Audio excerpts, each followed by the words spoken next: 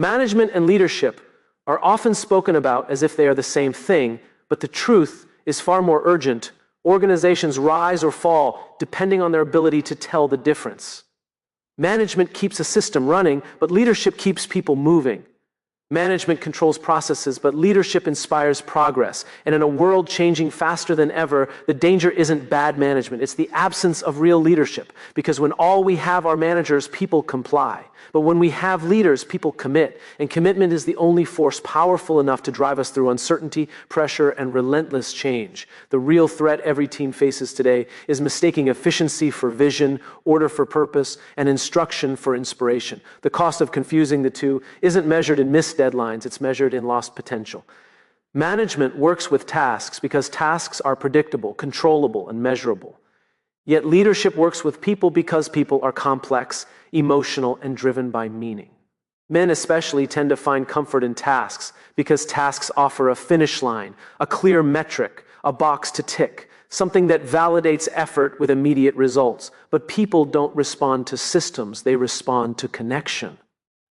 And when a man steps into leadership, he steps away from the security of structure and into the vulnerability of influence, where his presence matters more than his efficiency and his empathy matters more than his expertise. The pressure builds when we realize that tasks don't demand trust, but people do. Women often intuitively understand this dynamic because trust is a currency they navigate socially from a young age, while many men are taught to solve rather than to listen, to fix rather than to feel.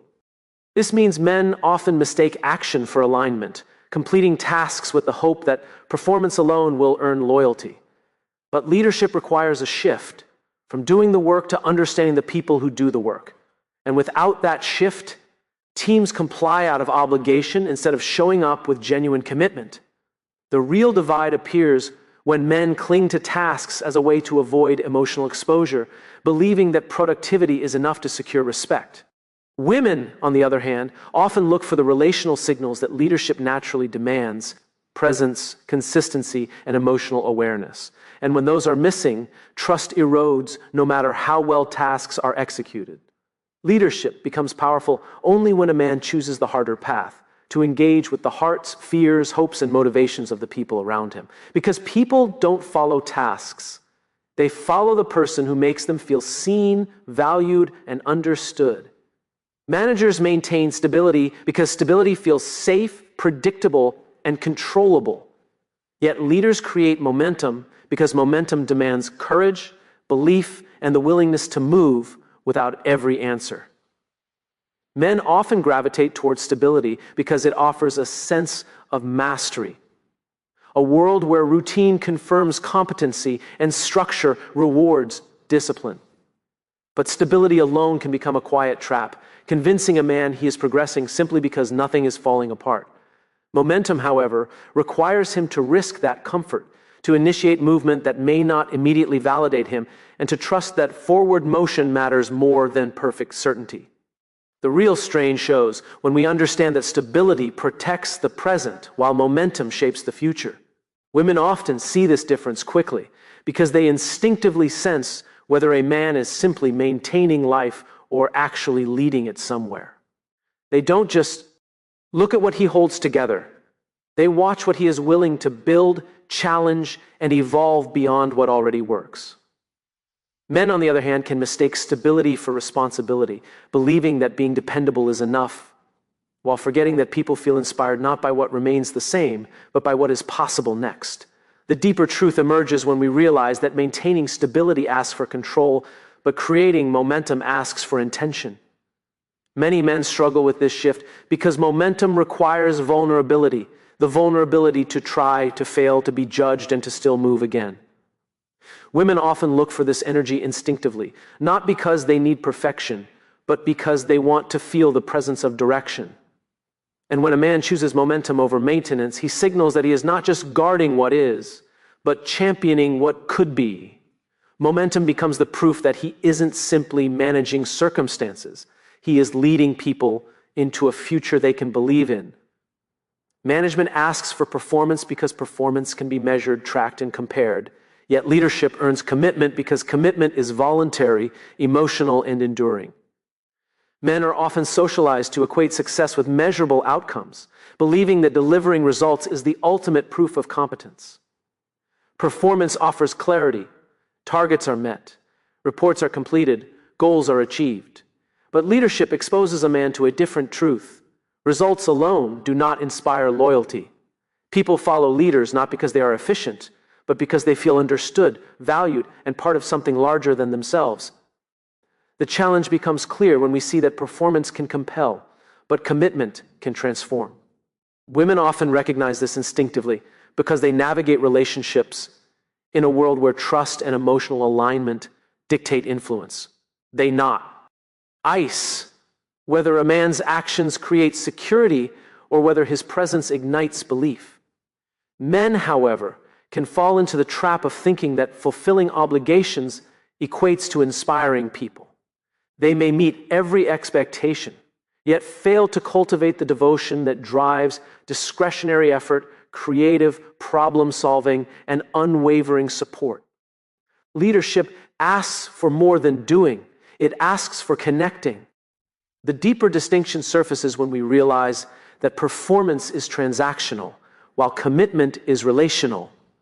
Men often prefer the predictability of transactions because it protects ego and reduces vulnerability.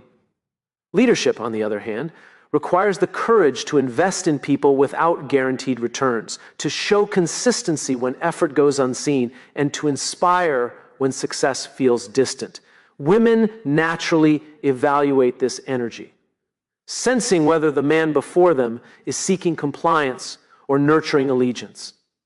When a man earns commitment, he steps beyond control and enters influence, creating a force far stronger than metrics or targets, a force that binds people to a vision and to him in a way performance alone never can. Managers control the process because processes are tangible, definable, and repeatable. Yet leaders clarify the purpose because purpose gives direction, meaning, and energy. Men often find comfort in controlling the process because it provides certainty, a framework where success feels predictable and mistakes are contained. The satisfaction of order, checklists, and procedures can feel like mastery. But purpose operates on a different level. It is intangible, emotional, and often invisible until someone points it out. Leadership requires a man to step beyond systems and into vision, to explain not just how things are done, but why they matter, and to ignite passion where rules alone cannot. The distinction becomes apparent when we consider motivation. Women tend to be highly attuned to purpose because they instinctively look for meaning in connection, relationships, and shared values. They notice when someone is following rules versus when someone is inspiring belief. Men, by contrast, can rely on process as a shield, believing that following steps perfectly equates to leadership. Yet people rarely follow processes with devotion. They follow people who make them feel that their work contributes to something larger than themselves. Leadership asks a man to risk uncertainty, to speak beyond instructions, and to show that every effort ties to a greater mission. The deeper truth emerges when we recognize that controlling the process creates efficiency, but clarifying purpose creates engagement. Men often hesitate because purpose requires vulnerability, the courage to admit that there is no absolute certainty, only direction. Women sense this energy instinctively, evaluating whether a man leads by authority or by inspiration. When purpose is clear, people don't simply comply, they align, invest, and carry that vision forward themselves. Leadership becomes less about enforcing rules and more about cultivating a shared sense of why, transforming routine efforts into meaningful action that endures beyond the process itself. Management solves problems because problems are tangible, immediate, and measurable. Yet leadership unlocks possibility because possibility requires vision, courage, and trust in the unknown. Men are often drawn to problem solving because it provides clarity and control. A problem has a beginning, a middle, and an end, and once it's solved, success is evident. This is satisfying in a way that leadership often is not, because leadership asks a man to look beyond what is broken and see what could be. Leadership requires imagination, patience, and the ability to inspire people to follow a path that may not yet exist. The distinction becomes critical when we consider human motivation. Women often intuitively see the difference because they value the potential in people as much as in outcomes. They sense when a man focuses only on fixing issues versus when he encourages growth, creativity, and innovation.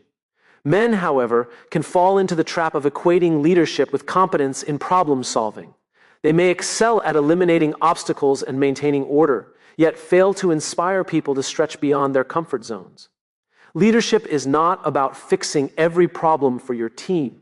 It's about creating conditions where people feel safe and empowered to solve problems themselves and imagine possibilities that hadn't been considered. The deeper challenge appears when we recognize that problem solving is reactive, while unlocking possibility is proactive. Men often prefer reaction because it provides control, minimizes risk, and delivers measurable proof of contribution. Leadership, on the other hand, demands courage. The courage to take risks without guaranteed outcomes, to trust in people's potential, and to tolerate uncertainty while guiding a team toward new horizons. Women are particularly attuned to this dynamic, observing whether a man merely removes obstacles or actively cultivates growth, innovation, and vision. When a man unlocks possibility, he shifts from being a fixer to being a catalyst, inspiring people to exceed expectations, embrace challenges, and believe that the impossible is within reach.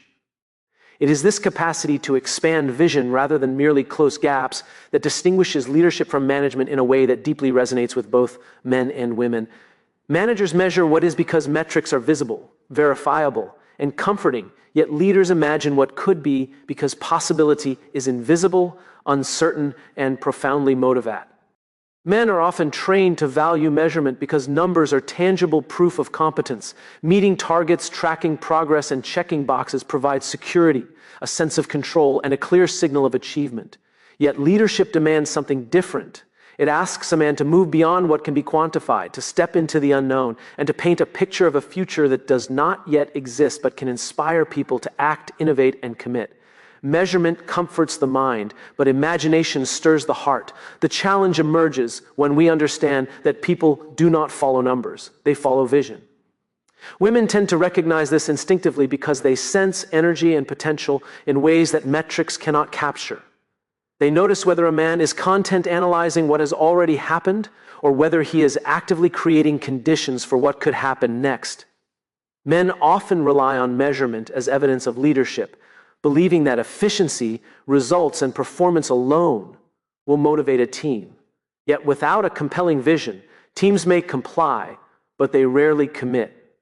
Leadership transforms compliance into belief by inviting people to participate in shaping a future that matters. The deeper truth becomes clear when we consider the psychological differences in how men and women approach potential. Men often focus on what can be controlled, fearing that imagining too far ahead could expose vulnerability or invite failure. Leadership, however, requires courage, the courage to take risks, challenge assumptions, and articulate a vision that has no immediate proof. Women often respond to this energy intuitively, drawn to men who can envision possibility, inspire creativity, and cultivate belief in what has not yet been realized. Leadership is about expanding the realm of what is imaginable and rallying people to that vision. When a man moves from measuring what is to imagining what could be, he stops being a custodian of the present and becomes a pioneer of the future, capable of awakening ambition, loyalty, and purpose in those around him, igniting potential that numbers alone could never reveal.